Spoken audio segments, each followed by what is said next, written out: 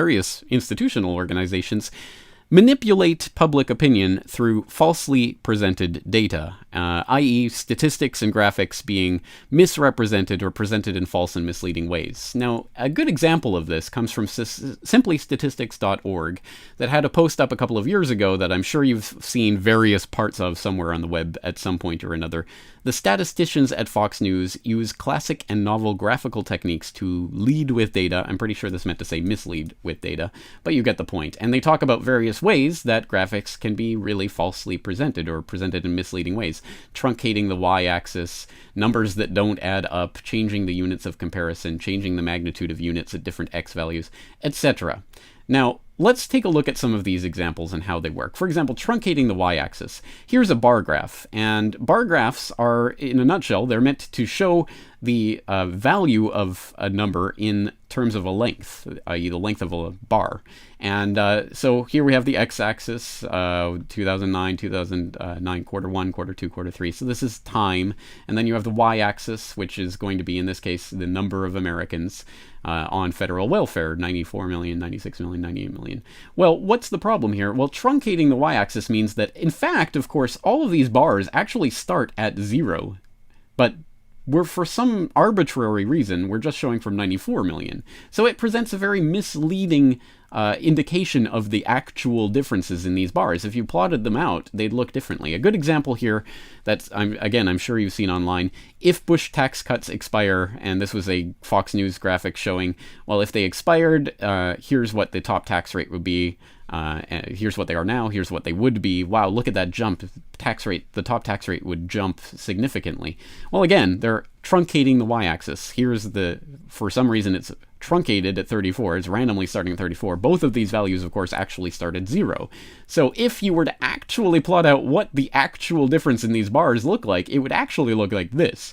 And as you can see from this image, it looks quite a bit less impressive, the difference between these. So it would be a jump from here to here, rather than the jump from here to here. It looks different. It gives a false impression when you truncate the y-axis like that. So let's take a look at another example. From the Washington Post a couple years ago, the Wonk blog.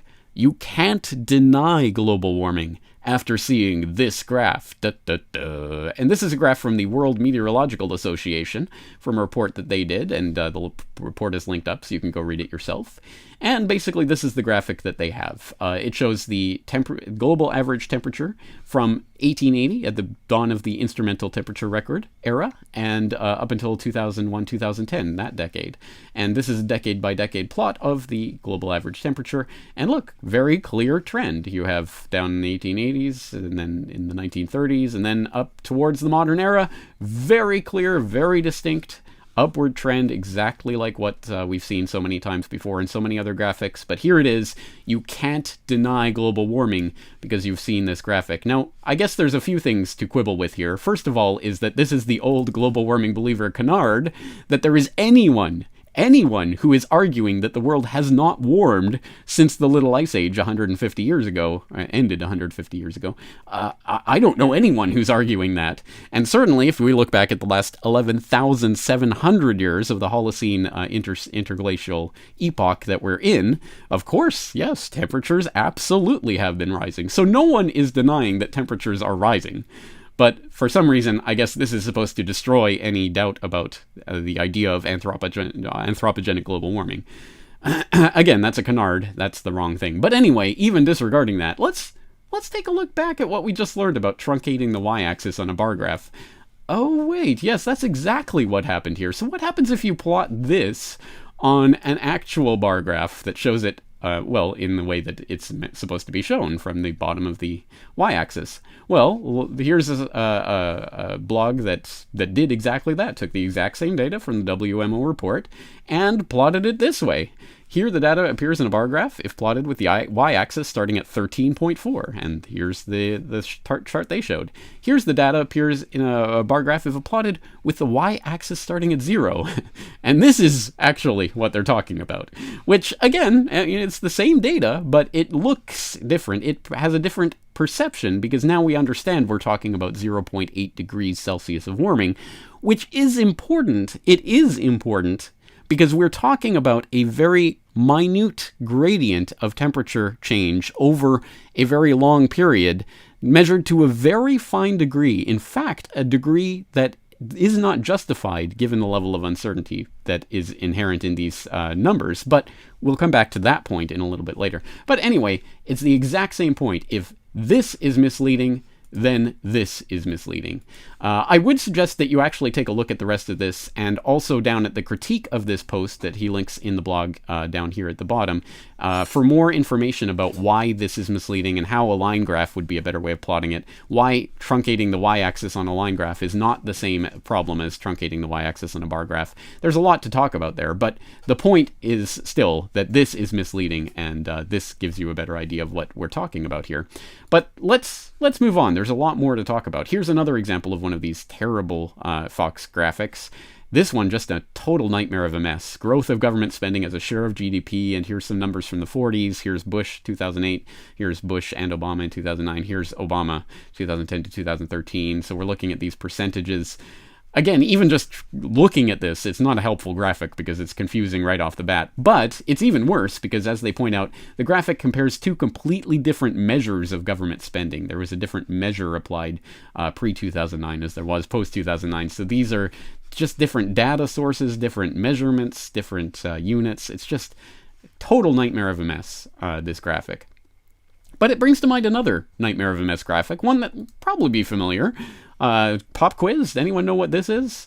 Oh yes, of course, it's the cover of the WMO, World Meteorological Association 1999 Status of the Global Climate, which, of course, is better known as the hockey stick. This is where it first made its big public splash debut on this cover of this publication that came out in 1999, and made its way eventually into the third assessment report of the IPCC in this format, where it shows the uncertainty levels in these temperatures, which is important because it reminds us that pre-1880, we're not dealing with instrumental temperature record, we are dealing with tree rings. Yes, reconstructions from tree rings. And, well, that's an interesting concept in and of itself, but here is 1,000 years of temperature history that shows, well, look, here's the fairly steady and fairly nondescript trend, slightly downward perhaps in the global temperature trend, and then 20th century hits and it's through the roof. It's a hockey stick.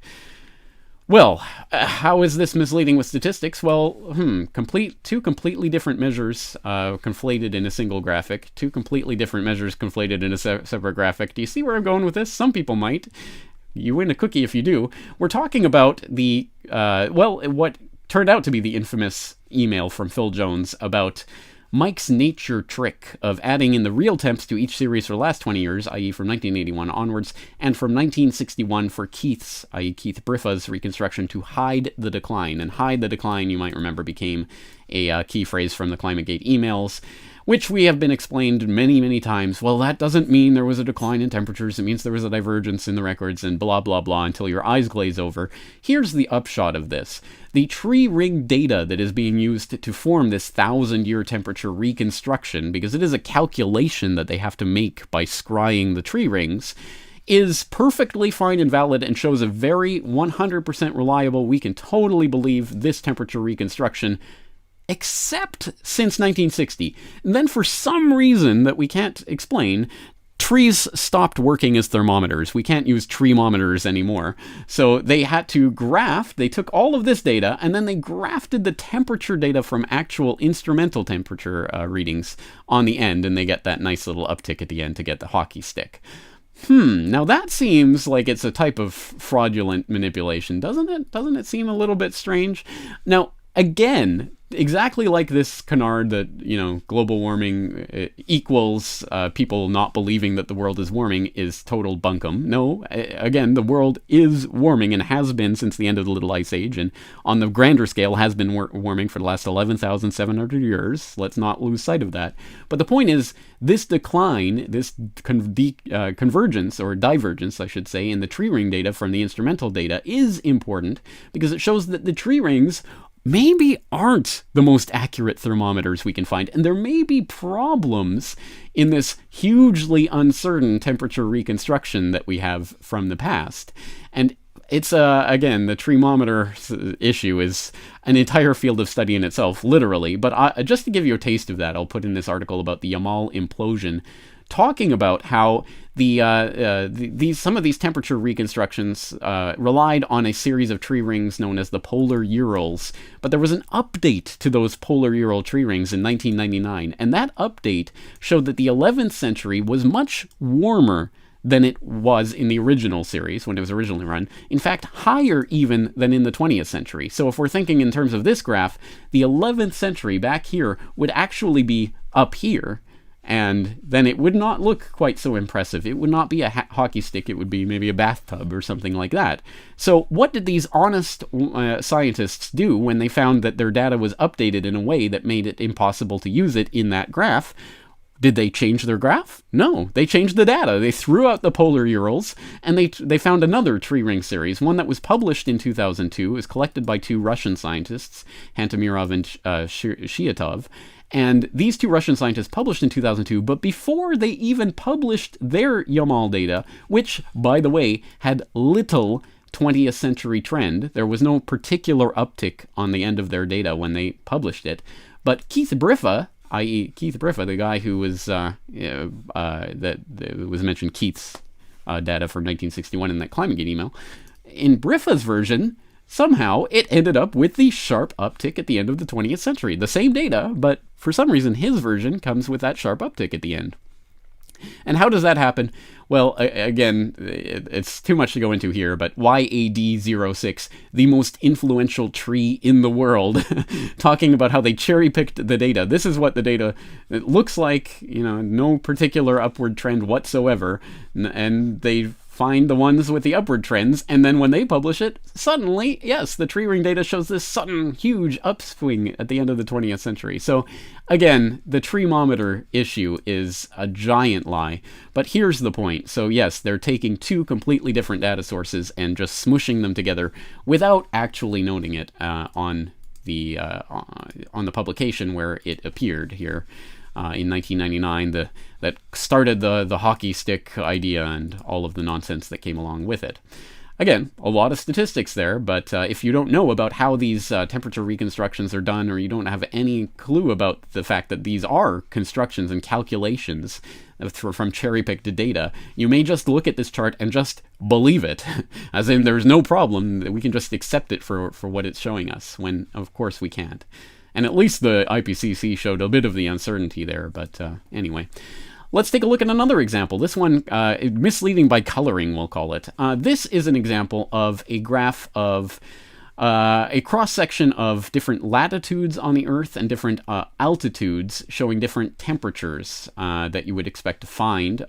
This is total linear change, so this is a temperature anomaly that you would expect to find if greenhouse gases were responsible for the warming that we're observing and have been since the end of the Little Ice Age.